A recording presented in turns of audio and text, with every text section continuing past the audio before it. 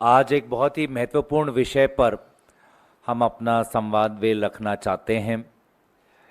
इस समय पर आप सभी ये देख रहे होंगे कि सुप्रीम कोर्ट में नीट को लेके जो पिटीशन जमा करी गई थी, आज उन पर सुनवाई हो रही है। इस पूरे महत्वपूर्ण विषय पर अब तक सरकार का जो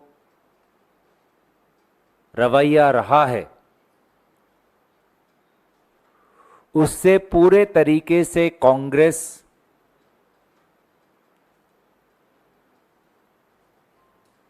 दुखी है और सरकार से आग्रह करती है कि वे अपने रवैये पर आत्ममंथन करें।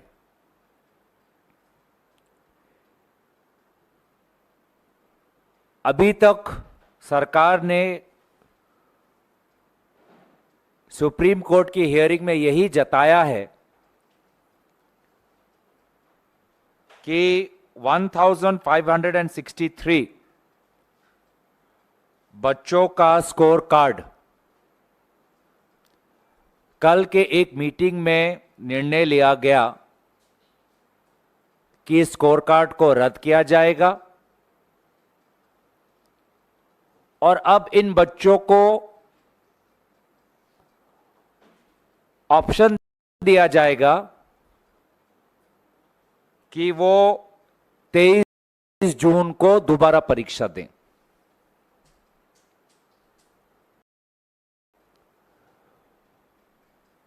वे बच्चे जो परीक्षा दोबारा नहीं देना चाहते, उनका जो ग्रेस मार्क्स दिया गया था, वो ग्रेस मार्क हटाकर उनका जो स्कोर रहेगा वही स्कोर उनका फाइनल स्कोर, अंतिम स्कोर होने वाला है। और जो दोबारा 23 को जून को अपना परीक्षा देंगे, उनको 30 जून तारीख को अपना परिणाम मिलेगा और फिर 6 जुलाई से काउंसलिंग की शुरुआत होगी। अब तक एनटीए के द्वारा सिर्फ इस ग्रेस मार्क के विषय पर ही हमने निर्णय सुना, लेकिन जो एक बड़ा स्कैम हुआ है, उस स्कैम के संदर्भ में आज सरकार से हमें कोई ठोस कदम नहीं सुनने को मिला है। पिछले ही दिन देश के विभिन्न कोने में एनएसवाई जो हमारा छात्र संगठन है, विरोध जताया। चाहे राजस्थान हो, हिमाचल प्रदेश हो, दिल्ली हो, असम हो, पूरे देश भर में हमारा छात्र संगठन एनएसवाई ने विरोध जताया और मकसद एक कि 24 लाख बच्चों ने जो नीट की जो परीक्षा दी है, उनके भविष्य के साथ जो खिलवाड़ आज इस परीक्षा के द्वारा हुआ है, उस पर एक जांच होनी चाहिए, सीबीआई की जांच होनी चाहिए। सीबीआई के इस जांच पर आज शिक्षा मंत्री प्रधान जी चुप, इस विषय को छू ही नहीं रहे, इस पे चर्चा करना चाहते ही नहीं, भाग रहे हैं। और जिस एजेंसी के नेतृत्व में यह पूरा स्कैंडल हुआ, उसी को जांच करने की जिम्मेवारी दे दी। जिस एनटीए के नेतृत्व में ये पूरे का पूरा स्कैम हुआ, पेपर लीक हुआ, आप उसी को बोल रहे हो कि आप इंक्वायरी करें। तो ये किस प्रकार का ठोस कदम हुआ? निष्पक्ष जांच की हम अपेक्षा कैसे कर सकते हैं? बच्चों का विश्वास हम कैसे जीत सकते हैं?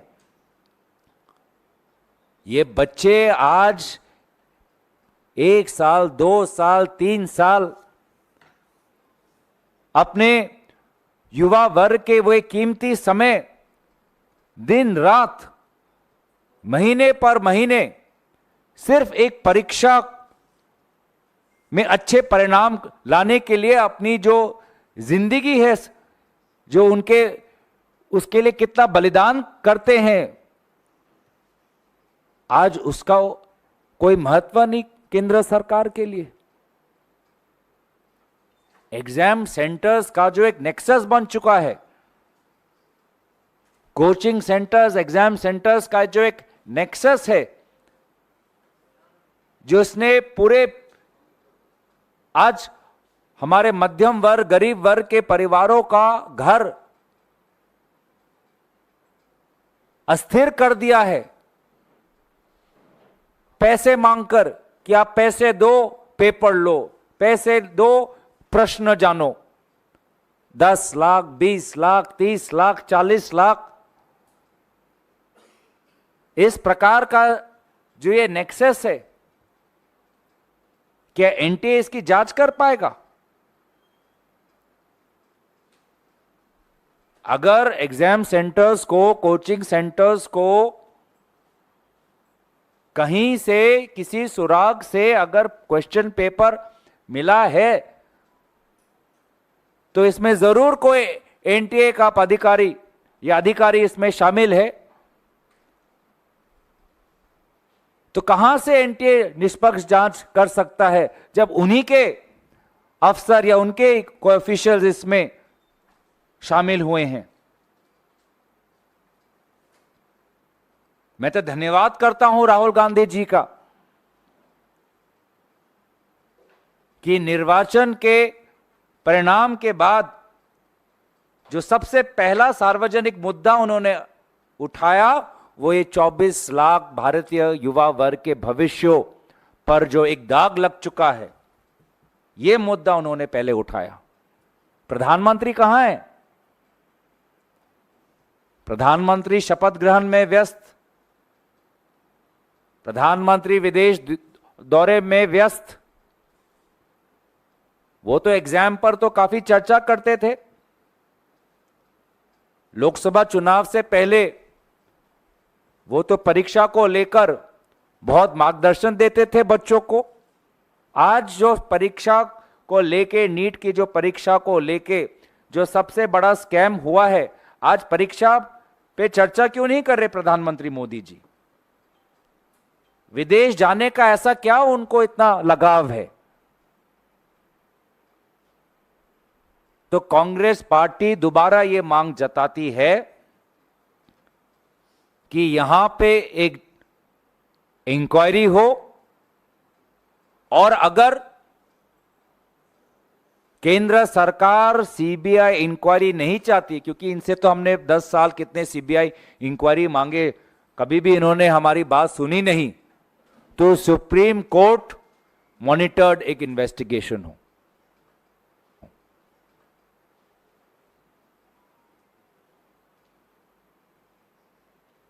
अलग अलग हमने रिकॉर्डिंग सुने हैं किस प्रकार से 30 लाख रुपए मांगा जा रहा है। एक ही सेंटर में से अलग अलग बच्चों को एक जैसे मार्क्स मिल रहे हैं। लगभग 67 स्टूडेंट्स को पहला रैंक मिला है, कोई 719, कोई 718। जो मार्क्स, जो फॉर्मूला बनाया है एनटीए ने, ऐसे मार्क्स आ ही नहीं सकते। उसके बावजूद भी मार्क्स आए हैं। ग्रेस मार्क किसी को मिला है, नहीं मिला है। ये परीक्षा हमारे भविष्य के डॉक्टरों को तैयार करता है। इस प्रकार से हम डॉक्टर तैयार कर रहे हैं। तो इसे पूरे के पूरे मामले में सरकार का रवैया कमजोर रहा है। सरकार भागना चाहती है। वे नहीं समझ रहे कि कितने आर्थिक संकट में भारत के लोग हैं, युवा वर्ग हैं, जिन्होंने कितने लाखों के पैसे खर्च किए हैं कोचिंग पर, हॉस्टल पर, ट्रेन के आने जाने पर। वे नहीं समझते कि कितना मानसिक संकट में हमारे बच्चे हैं, जो आज अपने जीवन के हसीन पल को ठुकराकर आत्महत्या तक लेने के लिए बेबस हो चुके हैं। हताशा है सारे तरफ, बेबसी है सारे तरफ, और प्रधानमंत्री मोदी जी शपथ ग्रहण में व्यस्त, विदेश भ्रमण में व्यस्त। तो इसलिए हमें लगा कि देश को हम बताएं कि आपने हमें चुना है देश के मुद्दों को उठाने के लिए। आपने हमें चुना है लोकतंत्र को जीवित रखने के लिए। विपक्ष का यही काम है कि जब जब सरकार अपने जिम्मेवारी से भागती है तो सरकार के कान को पकड़कर लोगों के प्रति संवेदनशील होना, लोगों के प्रति जिम्मेवार होना, ये उनका दायित्व है, कर्तव्य है, राजधर्म है। और अगर वे अपना राजधर्म भूल चुके हैं तो इस बार इंडिया गठबंधन के जो हमारे संख्या बल है, हम उनको भूलने नहीं देंगे। हम सदन का इंतजार कर रहे हैं।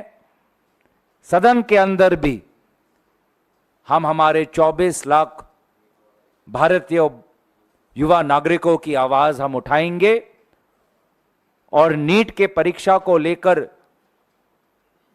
भारत में जो आक्रोश है, उस आक्रोश की गूंज आपको सदन के अंदर भी सुनाई देगी। मैं संक्षेप में थोड़ा अंग्रेजी में कहना चाहूंगा। The Congress party believes that the BJP government's attitude towards the ongoing demand for an inquiry into the NEET exam is irresponsible and insensitive. We demand a Supreme Court monitored investigation into this entire scandal which has affected around 24 lakh students. Ordinary families have been forced to cough up amounts close to rupees 30 lakhs due to promises given to them by different coaching centers and examination centers. We believe that no inquiry can be a just and fair and comprehensive inquiry if the inquiry is headed by the NTA themselves. The NTA chairperson should be removed from his post, and Prime Minister Modi, who likes giving examination advice to class 10 students, should not forget the mental anxiety of these potential undergraduates. Instead of paying attention to the NEET scam, he is busy attending oath-taking ceremonies and going abroad on foreign trips. Rest assured, the India Alliance will take up the cause of these students because that is our responsibility. Anytime the BJP government wants to run away, avoid their responsibility to the people of India, now the India Alliance has the sufficient strength to bring the government to its knees and make them accountable to the students. I credit Shri Rahul Gandhi ji to take up the issue of the NEET exam as soon as the results were declared. It is a mystery why these results were declared on 4th June. It can only point that they knew that there was a storm brewing and they wanted to avoid any discussion on these NEET results by declaring them on 4th June when the entire country would be talking about the election results. So that's what I had to say. We want a Supreme Court monitored investigation into this entire scandal because the lives of 24 lakh young Indians cannot be toyed with. Thank you.